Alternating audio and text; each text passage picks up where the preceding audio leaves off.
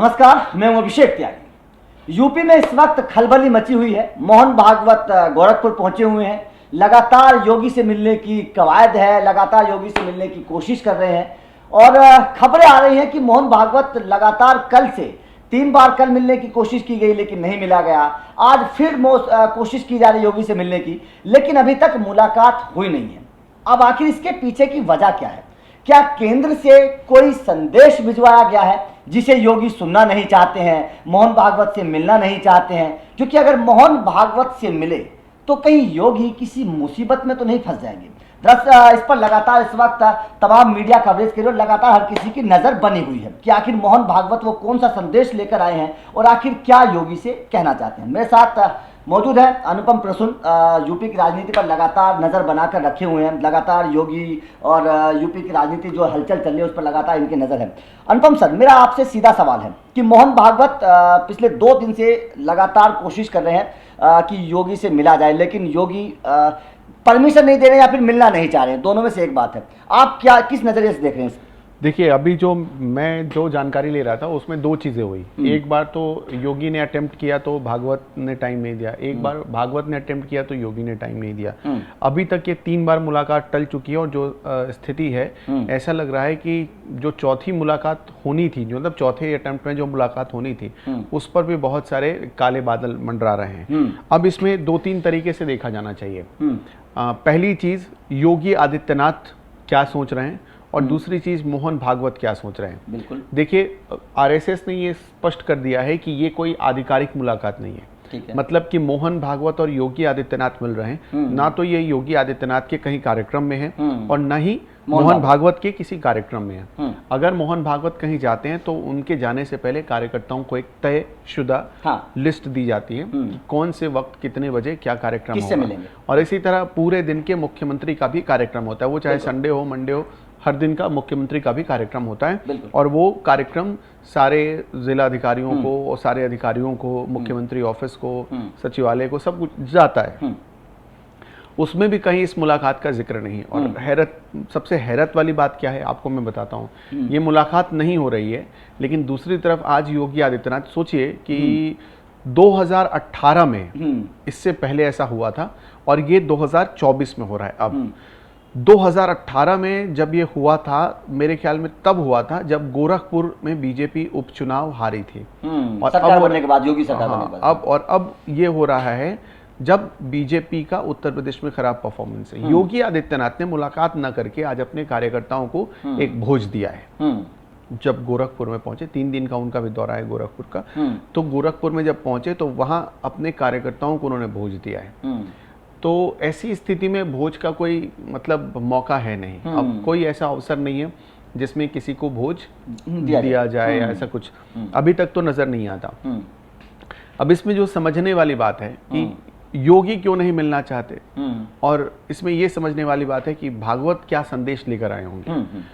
मैं ज्यादा पीछे आपको नहीं ले जाना चाहूंगा। चुनाव परिणाम आने के बाद, अब से करीब 5 दिन पहले और चुनाव परिणाम आने के करीब 6 दिन के बाद मोहन भागवत ने एक बयान दिया।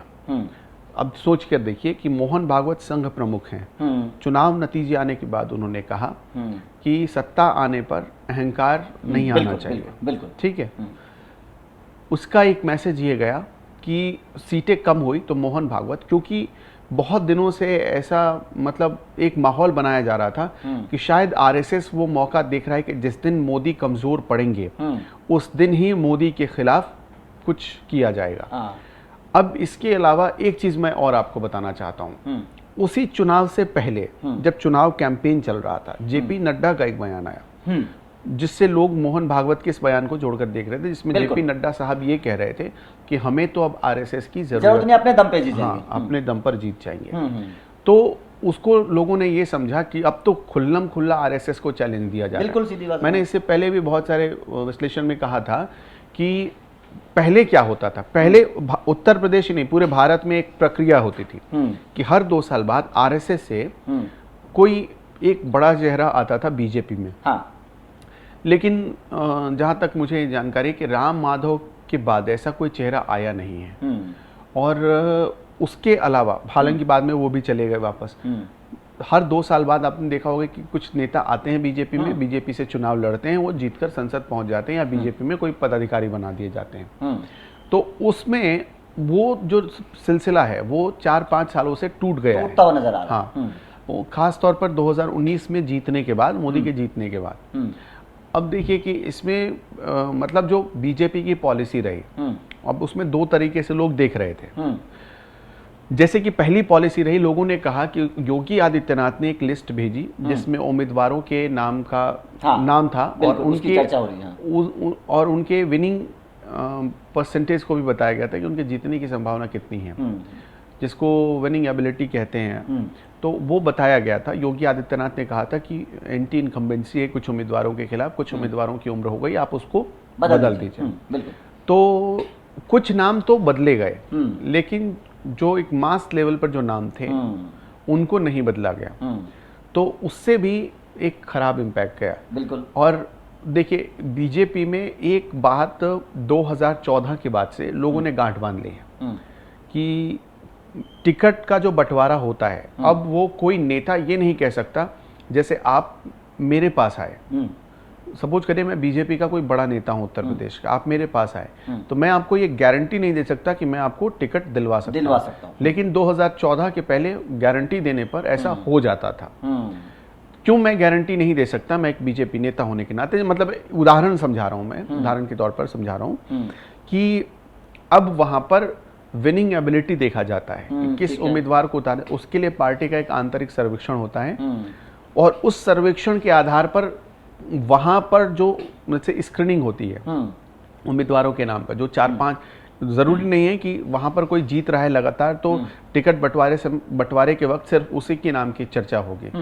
वहां पर 4-5 और नाम जाते हैं जो कि जिले की तरफ से जाते हैं, उनके नाम पर भी चर्चा होती है। पार्टी उनके नाम पर भी फीडबैक लेने की कोशिश करती है ग्राउंड से, और उस फीडबैक के आधार पर ये तय करती है कि इस आदमी को टिकट दिया जाए या नहीं दिया जाए। अब उसमें अगर ये सही बात है कि योगी आदित्यनाथ ने लिस्ट भेजी और अप्रूव नहीं हुआ, तो इसका मतलब ये है कि ग्राउंड पर कुछ और सीन था, ऊपर यानी दिल्ली ने लोगों से कुछ और कमिटमेंट कर रखा था, और ये जो मतलब मोदी एरा के बनाए हुए फॉर्मूले थे उसको खुद बीजेपी ने और खासतौर पर दिल्ली में बैठे नेताओं ने तोड़ दिया। ऐसा तो नहीं है कि गलत रिपोर्ट पहुंच गई हो सेंटर तक कि ये उम्मीदवार, देखिए गलत अगर ऐसी कोई रिपोर्ट पहुंची है जिसमें उम्मीदवारों को बदलने की बात कही गई, तो वो गलत रिपोर्ट अब तो लगता है कि नहीं है, क्योंकि यहाँ पर तो हार मिल गई। नहीं, योगी ने तो अपने उम्मीदवारों की लिस्ट भेज दी, लेकिन जो सेंटर के भी अपने लोग हैं कि भी कैसे उम्मीदवारों का प्रदर्शन है, क्या जीतेगा नहीं जीतेगा, क्या वो रिपोर्ट तो बीजेपी के पास तक सेंटर तक गलत नहीं पहुंच गई? ये हो सकता है, एक वजह ये भी हो सकती है। खैर हम आते हैं भागवत वाले मुद्दे पर।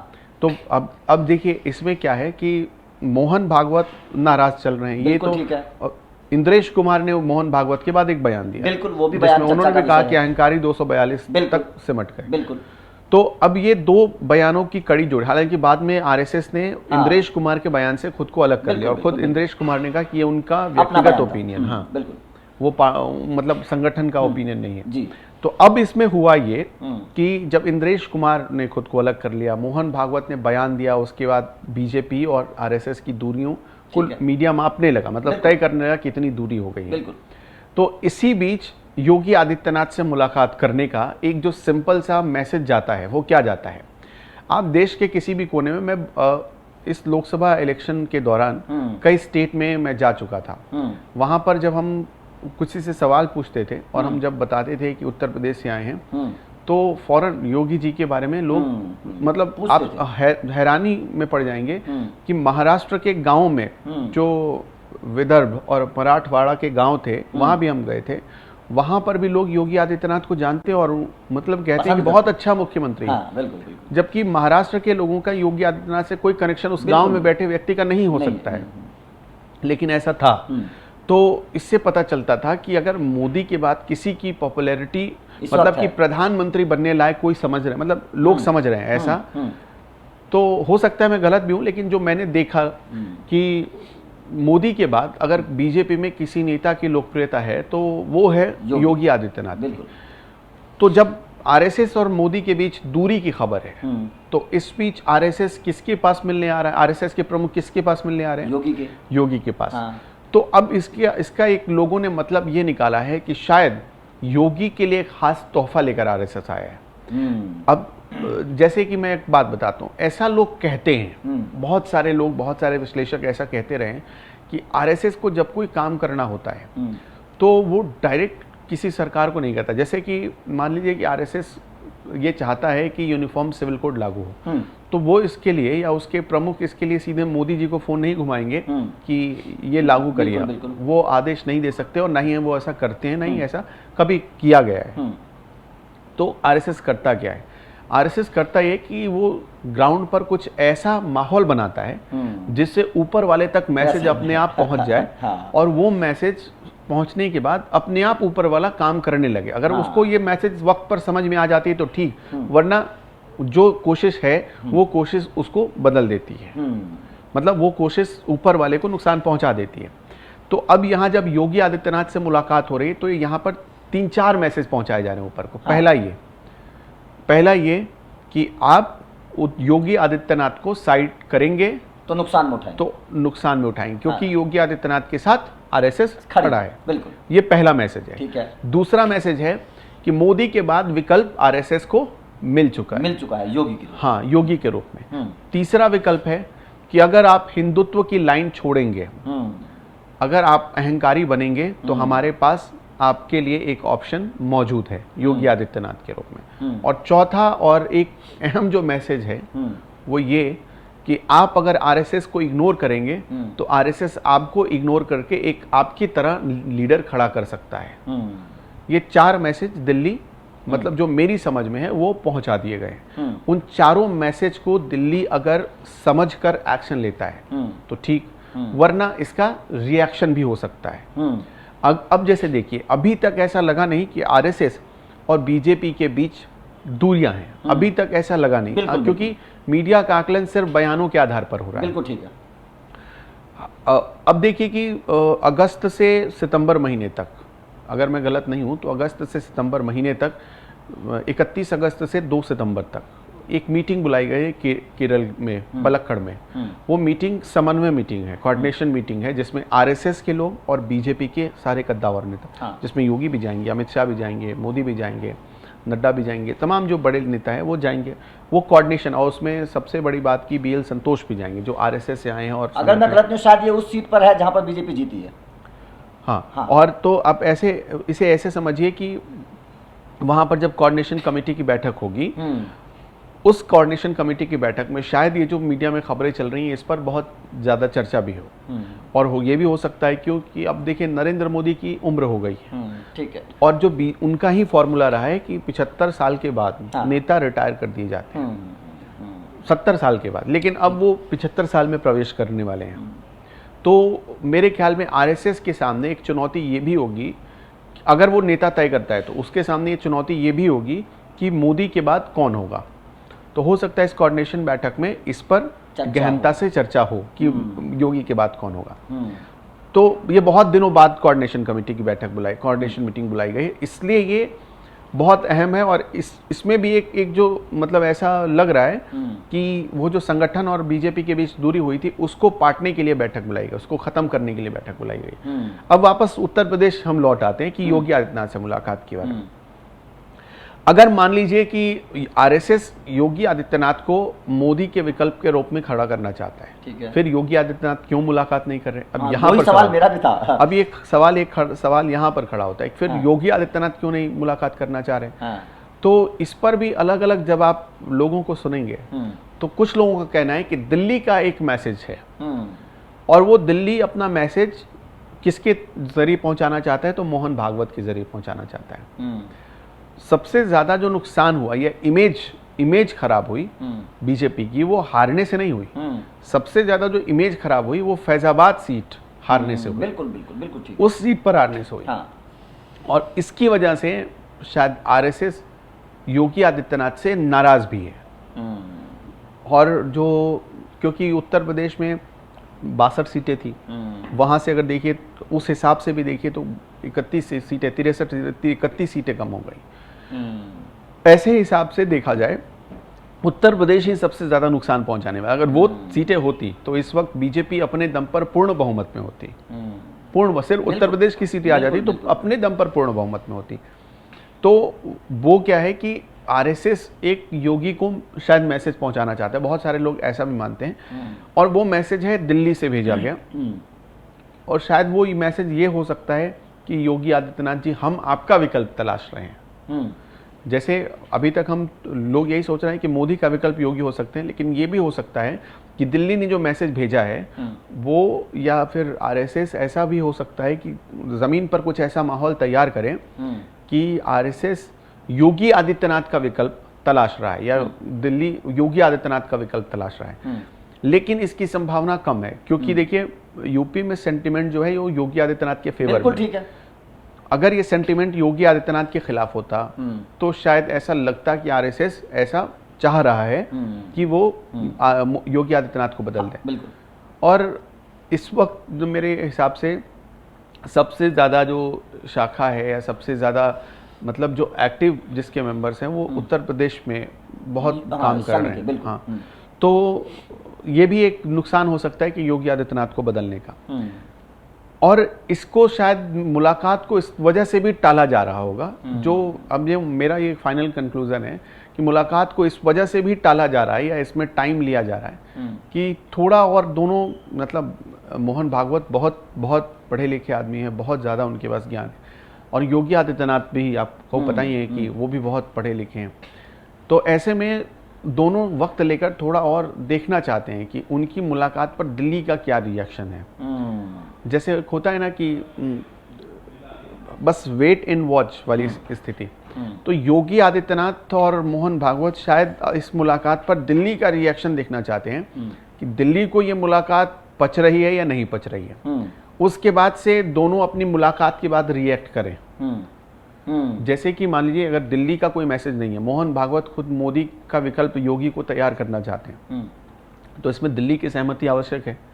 लेकिन इस मुलाकात को अगर दिल्ली ने ही नकार दिया, तब फिर क्या करेंगे? योगी आदित्यनाथ और मोहन भागवत दोनों की किरकिरी हो सकती है। तो इससे बचने के लिए अभी कहा जा रहा है कि मुलाकात में थोड़ा और वक्त लगेगा, थोड़ा और वक्त लगेगा, क्योंकि दिल्ली ने अभी तक इस पर कोई सफाई नहीं दी है।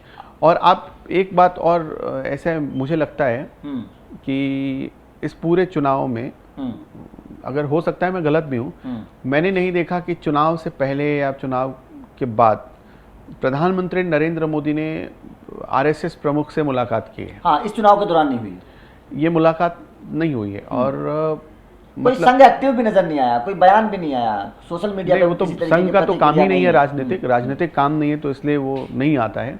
लेकिन जो मुझे समझ में आता है कि मतलब बीजेपी के नेताओं ने संघ को उतना भाव नहीं दिया, तवज्जो नहीं दिया, तो संघ इसकी वजह से बहुत संघ को दुख पहुंचा है, मतलब तकलीफ पहुंची है।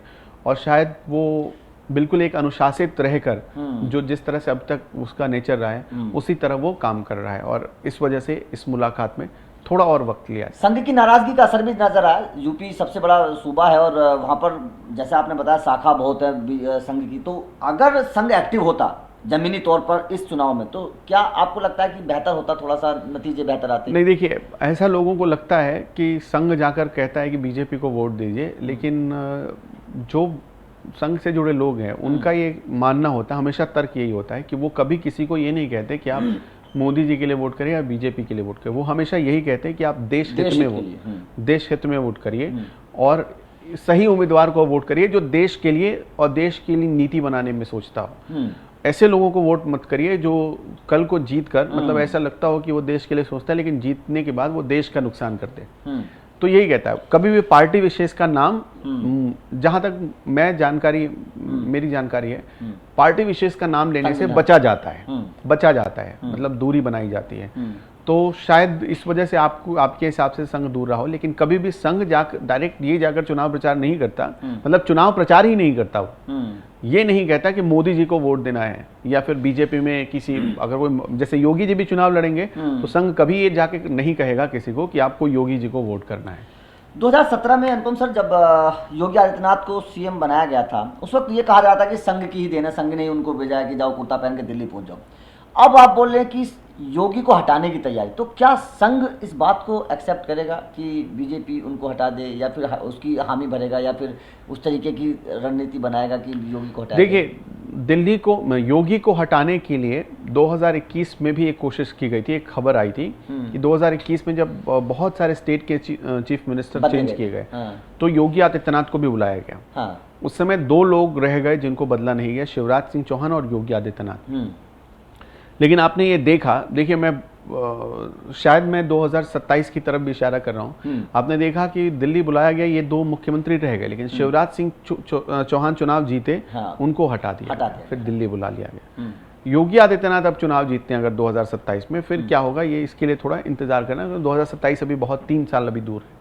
लेकिन शिवराज सिंह चौहान की, अनुपम सर, उस तरीके की छवि, योगी आदित्यनाथ फायर ब्रांड नेता है, मोदी के बाद इस वक्त सबसे ज्यादा, जैसे आपको उत्तर प्रदेश में योगी आदित्यनाथ फायर ब्रांड लग रहे हैं, वैसे शिवराज सिंह चौहान अपने मामा के नाम से बहुत लोकप्रिय हैं। आप एमपी में चले जाएंगे तो मामा, मतलब ऐसा समझिए उनकी लोकप्रियता का अंदाजा आप लगाइए कि विदिशा में जब वो चुनाव लड़ने उतरे तो 8 लाख से ज्यादा वोटों से जीते। इससे उनकी लोकप्रियता का अंदाजा लगाइए आप। मतलब कि गुजरात में जितने लोकप्रिय मोदी और अमित शाह नहीं है, उससे ज्यादा तो वडोदरा से नरेंद्र मोदी 2014 में चुनाव लड़े, गुजरात की एक सीट है, उस वडोदरा से भी मोदी को इतनी सीटें, मतलब इतने वोटों के मार्जिन से नहीं जीते वो। एक सवाल मेरा ये है, सीधा सीधा मैं आपसे पूछना चाह रहा हूँ, क्या योगी को हटाना उतना आसान है? मैं अभी ये बात अधूरी रह गई थी, मैं इसका जवाब दे रहा था। तो 2021 में ऐसी कोशिश की गई, लेकिन ये कोशिश, दिल्ली की इस कोशिश को नाकाम कर दिया। अब मैंने बताया आपको कि शिवराज सिंह चौहान चुनाव में गए, उनको हटा दिया गया।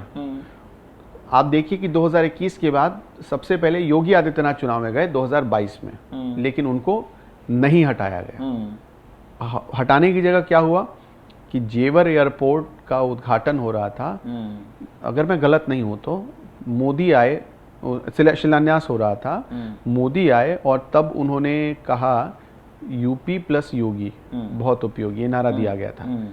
वो उस समय लोगों को पता चल गया कि योगी आदित्यनाथ के चेहरे पर ही ये चुनाव लड़ा जाएगा। और उसके पहले कितनी चीजें हुई, मोदी जी आए तो योगी आदित्यनाथ को पैदल चलना पड़ा। जब आप देखिए पूर्वांचल एक्सप्रेसवे का उद्घाटन हो रहा था, उसमें जब, तो लोगों ने कहा कि मोदी जी ने पैदल कर दिया योगी आदित्यनाथ को। कुछ लोगों ने कहा, अच्छा, केशव प्रसाद मौर्य के ऊपर एक तरीके से उनको आधार बनाकर लोगों ने कहा कि योगी आदित्यनाथ जब सत्ता में आए तो केशव प्रसाद मौर्य को एक, मतलब ऐसा तीसरी आंख के रूप में बिठाया गया कि वो दिल्ली तक सही रिपोर्ट देते रहे। और ब्रजेश पाठक को भी इसलिए बिठाया गया क्योंकि दिनेश शर्मा बहुत करीब हो गए थे योगी आदित्यनाथ के। तो ऐसी भी बातें कही गई। लेकिन जितना आसान लगता है, आप वेस्ट यूपी घूम के आए हैं, आपको लगा कि सेंटिमेंट नहीं है योगी के लिए? नहीं, योगी के लिए तो वास्तव में लोगों ने दिल से बोला है कि हम साथ हैं। तो इससे आप अंदाजा लगा लीजिए, ये तो सिर्फ एक स्टेट, मतलब एक एरिया की बात है। आप रैंडमली उत्तर प्रदेश के किसी भी हिस्से में चले जाएं, योगी आदित्यनाथ के, मतलब योगी आदित्यनाथ के लिए आपको खड़े हुए ऐसे बहुत सारे लोग मिल जाएंगे। उनसे जरा माइक लगाकर आप पूछिए कि योगी आदित्यनाथ को बदल दिया जाना चाहिए, तो वो पहला उनका जवाब ये हुआ कि नहीं, योगी आदित्यनाथ से बेहतर सीएम नहीं हो सकता है। क्योंकि ये हमने देखा हुआ है, क्योंकि हम इस चुनाव में ग्राउंड पर थे, तो हमने ये चीजें देखी, महसूस भी की। और आपको हैरानी होगी कि मतलब कि शायद उत्तर प्रदेश के कुछ हिस्से ऐसे रहे, हमें भी बहुत ताज्जुब हुआ कि मोदी जी के नेतृत्व में सब कुछ चल रहा है। खुद योगी आदित्यनाथ के हर ट्वीट को देखिए, वो डबल इंजन की सरकार लिखते हैं, वो मोदी जी का नाम सबसे ऊपर लिखते हैं। कभी भी उन्होंने मोदी जी के लिए मोदी जी का नाम लेते हैं सबसे पहले। और कुछ भी बड़ा काम होता है उत्तर प्रदेश में, वो लिखते हैं कि मोदी जी के नेतृत्व में डबल इंजन की सरकार ने, ये वो लिखते हैं। तो लेकिन हमने ये देखा कि डबल इंजन की सरकार होते हुए भी मोदी से ज्यादा स्वीकार्यता योगी आदित्यनाथ की है। इसलिए उनको हटाना मेरे हिसाब से जितना दिल्ली सोचेगा भी उससे भी ज्यादा मुश्किल होगा। आपने फैजाबाद सीट का जिक्र किया, अयोध्या वहां पे आता है, और राम मंदिर का पता है आपको, बीजेपी की अगर इतनी बड़ी नींव मजबूत है तो राम मंदिर उसके पीछे एक बहुत बड़ी वजह है, और उसी सीट को बीजेपी हार गई। जाहिर तौर पर बीजेपी के लिए एक बहुत बड़ी, कह सकते हैं कि शर्मनाक हार ये है। इस हार के पीछे क्या आपको लगता है कि योगी सरकार की कुछ कमियां हैं या फिर कुछ और वजह आप समझते हैं? देखिए, फैसलाबाद में हार के लिए सिर्फ योगी सरकार को जिम्मेदार नहीं ठहराया जा सकता, क्योंकि फैजाबाद से लेकर अयोध्या तक जो विकास हुआ, आप अयोध्या गए हैं? क्योंकि ये सवाल मैंने इसलिए पूछा, आपने बोला कि केंद्र नाराज है और हो सकता है कि कोई संदेश लेकर आए हों। ये देखिए, फैजाबाद से लेकर अयोध्या तक लोग कहता है, लेकिन फैजाबाद का भी उतना ही समान रूप से विकास हुआ। हम फैजाबाद के एक इलाके में गए थे, हम वो आज भी रिपोर्ट हमारे NMF न्यूज़ पर पड़ी है। फैजाबाद के एक इलाके में गए, वो मुस्लिम इलाका था। वहाँ पर लोग मतलब ऐसा समझिए कि सड़क टूटी थी, लोगों ने कहा कि मतलब सड़क बनती है टूट जाती है। अब की बार ऐसी सड़क बनाई गई, मतलब एक तो सड़क चौड़ीकरण हुई, उस ऊपर से ऐसी सड़क बनाई गई जिसको देखकर पहली बार लोग खुश दिखे, मुसलमान भी खुश थे, हिंदू भी खुश था। फैजाबाद में मतलब सोचिए, फैजाबाद से रेलवे स्टेशन तक जाने के लिए लोगों को उस सड़क पर संघर्ष करना पड़ता था, लेकिन अब उसकी तस्वीर बदल गई। लोगों की दुकानें तोड़ी गई। और हमने आपको पहले भी बताया कि मतलब 12,000 करोड़ के आसपास दावा किया गया प्रशासन की तरफ से कि मुआवजा लोगों को दिया गया। ये कोई छोटी मोटी रकम तो होती नहीं है। तो इतना बड़ा अमाउंट लोगों को दिया गया, इसके बाद भी लोगों ने वोट नहीं किया। अब इसके 2-3 और पहलू हैं। फैजाबाद में ना एंटी इनकम्बेंसी बहुत ज़्यादा हावी रही, और जो जातीय समीकरण इस बार वहाँ बैठा सेट हुआ, वो शायद समझ नहीं पाए लोग। फैजाबाद के कुछ गांव ऐसे हैं, आपने वो देखा होगा कि सालों से वो पगड़ी नहीं पहनते थे, राम मंदिर ना बनने की वजह से। उस गांव में भी लोगों ने वोट नहीं दिया। और हमने तो एक रिपोर्ट ये भी दिखाई थी कि फैजाबाद में कैसे मुसलमानों के बूथ पर 8-8, 11-11 वोट मिले बीजेपी को। वहाँ पे कोई वोट देने वाला ही नहीं था, जबकि अब इससे पहले ऐसा नहीं हुआ था। इसके साथ साथ आपने देखा होगा कि उसी अयोध्या में जाते हुए नरेंद्र मोदी जी ने एक घर में जाकर चाय पी थी। जिस बस्ती में वो गए थे, उस बस्ती में भी बीजेपी को 56-57 वोट मिले। तो ये मतलब ऐसा कई मीडिया रिपोर्ट्स में दावा किया गया है। तो ये एक मेरे ख्याल में कि बीजेपी एक जो नाराजगी, और दूसरी बात की जो सबसे बड़ी चीज़ थी, वो जो लल्लू सिंह थे, उनको लोगों ने देखा ही नहीं था बहुत लंबे समय से। वो लोग, जब हम भी गए थे अयोध्या, जब मंदिर बन रहा था, हम वहाँ कवरेज के लिए करीब 20-21 दिन हम रुके थे। हम जब लोगों से बात करते थे तो लोग बताते थे कि सांसद को देखे हुए तो सालों हो गए, पता ही नहीं कि हमारा सांसद कहाँ है, किस हालत में, और ना ही सांसद हमारे बारे में कभी पूछते हैं। तो एक वो नाराज़गी थी, वो लगातार जीत भी रहे थे लेकिन नाराज़गी थी। और इसी वजह से अच्छा एक चीज़ और लोगों ने तब सवाल उठाया था। देखिए, जब प्रधानमंत्री ने रोड शो किया था अयोध्या में जाके, तो उस रोड शो में उनके और रोड शो के मुकाबले बहुत कम भीड़ आई थी। इस वजह से भी लोग नाराज थे। और जब मंदिर बन रहा था तो प्रशासन का थोड़ा सा रवैया लोगों के प्रति ज्यादा ही सख्त हो गया, उसका भी गुस्सा था लोगों में। आपने अभी बोला कि एंटी कंबेंसी थी, तो जाहिर तौर पर हो सकता है कि योगी की लिस्ट में वो नाम भी हो कि जनाब इस उम्मीदवार को भी बदल। देखिए, एग्जैक्ट सीट तो अभी किसी ने नहीं बताया, लोगों ने बस यही कहा है कि 35-38 नाम भेजे गए थे। तो क्या केंद्र को नहीं पता लेकिन होगा? अभी तक जो खबर आई है कि खास तौर पर उन लोगों की सीट बदलने की बात कही गई थी जो 2 बार से जीत चुके हैं। ठीक है, 2 बार जीत चुके हैं और तीसरी बार वो चाहते थे चुनाव लड़े, तो उनकी सीट बदलने की बात कही गई थी। मतलब बदलने की, वो उम्मीदवार बदलने की बात कही गई थी, जहां 2 बार से एक ही चेहरा सांसद बन रहा है। तो यही सवाल है सबसे बड़ा कि बीजेपी से मतलब जो अयोध्या सीट हारी, आखिर उसकी असली वजह क्या थी? लेकिन आखिरकार इस वक्त जो पूरी मीडिया की नजरें हैं वो योगी आदित्यनाथ और मोहन भागवत की मुलाकात के ऊपर है। अब ये मुलाकात कब होती है, कैसे होती है, इस मुलाकात से क्या चीजें निकलकर सामने आती हैं, ये देखने वाली बात रहेगी। लेकिन आपकी इस मुद्दे पर क्या राय है और इस मुलाकात को आप किस तरीके से देखते हैं, कमेंट करके जरूर बताइएगा। Thank you.